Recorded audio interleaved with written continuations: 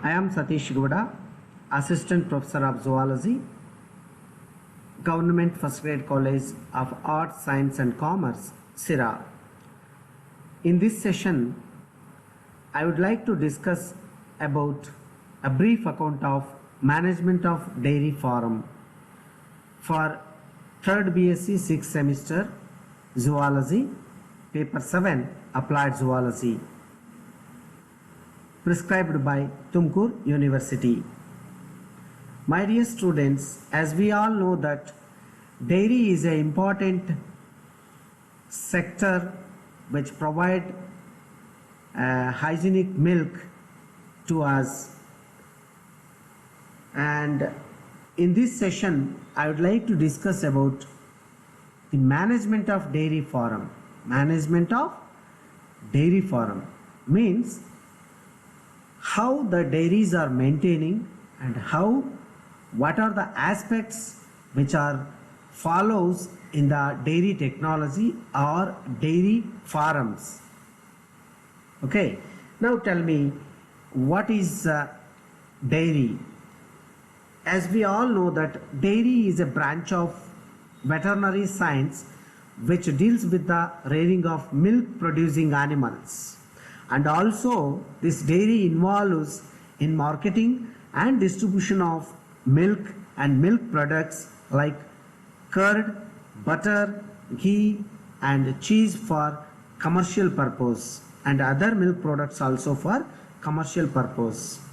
So now this dairy management involves some sort of the aspects, some important aspects which should follow in the farming of dairy. So we will discuss one by one. So where the first and foremost thing which is followed by the dairy farmers is dairy house. What is dairy house? Dairy house nothing but a building in which dairy cattle are kept for the production of milk. And by dairy house, building dairy house, one should follow or remember one should follow the following aspects or precautionary measures to build the dairy house. What are those aspects or precautionary measures one should follow the build the dairy house? They are, so it should be means a selection of site is very important. So selection of site to build the dairy house is very important. So one should be means the site should be dry place and it should be elevated place. Dry, the place should be dry and elevated where we have to build the dairy house, and there should be a proper drainage facility. There should be a proper drainage facility, and there should be a good water supply. So water is very important, hence there should be a good water supply. So there must be enough space for future expansion of dairy house. So sumne on chikka on jagadal madodalla, there should be enough space in future. If you want to expand the dairy house, you can easily expand the dairy house or easily build the dairy house. Hence it should enough space for the future expansion. And dairy farm should contain the following rooms. What are those rooms? Cow shed should be there. Cow shed, that is the first and foremost important thing. And suckling cows room means calf feeding room, and feed room, milk room, washroom and loafing ground. Loafing ground means ಸುಮ್ಮನೆ ಸ್ವಲ್ಪ cattles ಎಲ್ಲ ಓಡಾಡಿಸ್ಲಿಕ್ಕೆ ಸ್ವಲ್ಪ ಅಗಲವಾದ ಮತ್ತು ಭಾಳ ವಿಸ್ತಾರವಾದ ಜಾಗ land ಇರಬೇಕಾಗುತ್ತೆ. That is called as loafing ground. Okay, these are all should be there in where we are going to build the dairy house. These are the things one should follow and remember. Then cow sheds can be arranged in a single row if cows are less than 10, or if the cows are more than 10, double row can be arranged. So likewise, cow sheds should maintain by following the single row. If the cows numbers are very less than 10, if the more than 10 number, the double row can be maintained. There should be a passage or a passage in the middle of the row in the double row system. So here you can observe very easy. Here there is a double row system. There should be a passage. There should be a passage in between the rows. Likewise, the double rows should maintain. Means there should be a passage in the middle of the row. In the double row system, the cows should be arranged in face to face or tail to tail. So ee row matte ee row ge face to face ago hage cows na ನಾವು arrange ಮಾಡಬೇಕಾಗುತ್ತೆ ಅಥವಾ tail to tail. Okay, so this is the system which one should follow in the cow sheds. And management of cow. So the management of cow has 3 stages in its life. There are newborn cow, heifer, milking cow. So care for newborn calf. So as soon as the calf is delivered, the mucus is removed from the nose and mouth and it is cleaned. So, and the calf does not start breathing, artificial respiration should be given. So as soon as calf is delivered by its mother, so if it is not breathing well, so artificial respiration should maintain or should be given by pressing and relaxing alternatively the chest wall with the hands. And weaning is also very important. Weaning means it is a space where a method of dropping off the milk feeding breastfeeding.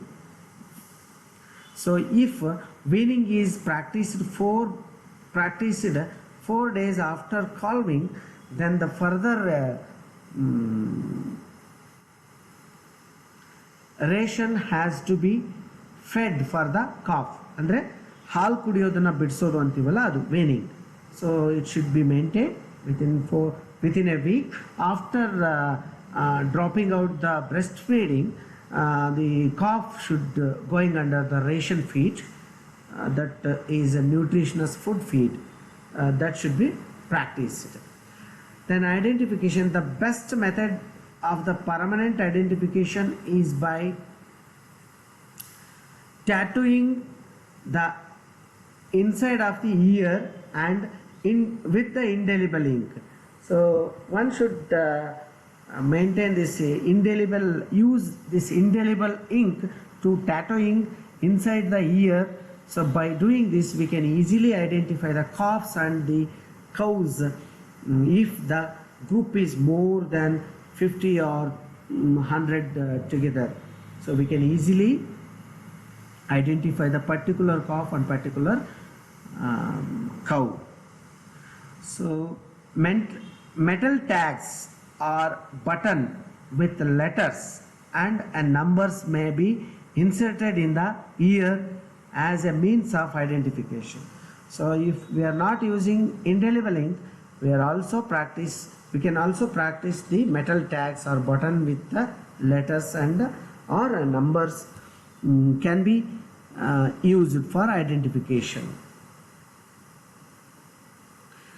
Removal of supernumerary teats.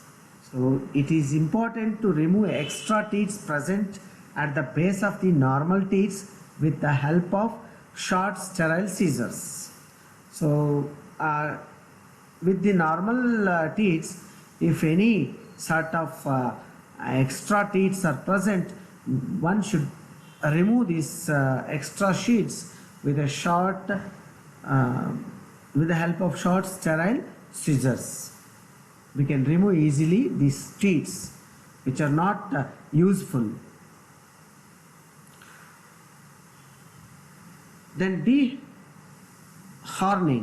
Dehorning means removal of horn is carried out either by the use of hot iron or by using of electrical dehorning cone.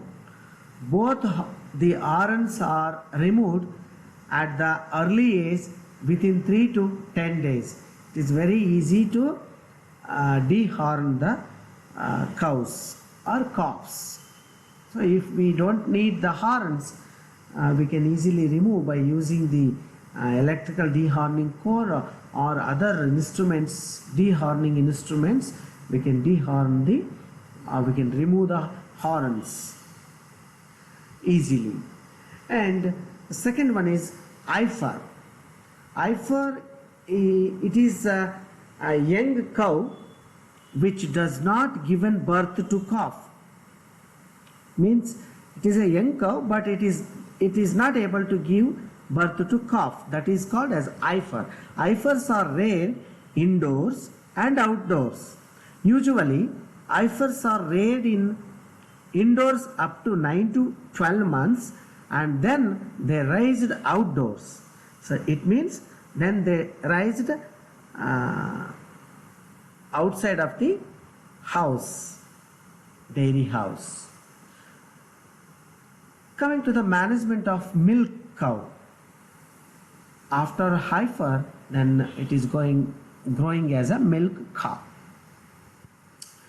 See, adequate quantity of fibrous green fodder and clean water should be fed to milk cow. Fibrous green fodder should be fed 4 to 5 times in a day. Sometimes green fodder is also mixed with dry fodder. Also, during the second heat, the cow should be breed. This is the method one should maintain in the milking cow, fed with the fibrous green fodder as well as the dry fodder. Then animal health. One should maintain the animal health. Cow that produces milk need to be healthy. Hence, the effective health program should be practiced. Vaccinate all cows as recommended or required by local health authorities or veterinarian. Regularly check animals for signs of diseases. If any signs found in among the cows, one should practice a regular checkup the animals. This is about the animal health. Then breeding management. That is milk management and breeding management. So breeding management, heifer comes to heat at 18 months of age. It is a period in estrus cycle during which the cow will mate. The heat period varies and it ranges from 12 to 24 hours in length. Then the gestation period is of cow is 280 days. So gestation period of the after mating, the gestation period of the cow is 280 days approximately. It's depending on the variety of cattle or cows. Then milking hygiene. The milk should be harvested and stored under hygienic conditions. That is very important thing one should follow in dairy technology. Equipment used to harvest and store milk should be well maintained. Hygienic equipment should be used to harvest and store the milk. And these are the things one should follow in management of dairy farm. So I hope you all understood well about the a brief account of management of dairy farm. Means how dairy farm, dairy house or building should be there, and what is the necessary to maintain, what are the aspects one should necessarily maintain in the dairy houses. So I'll stop here. I'll end up this unit 8 dairy technology here. I'll come with a new topic with a new unit, that is transgenic animals, in the next session. Thank you very much.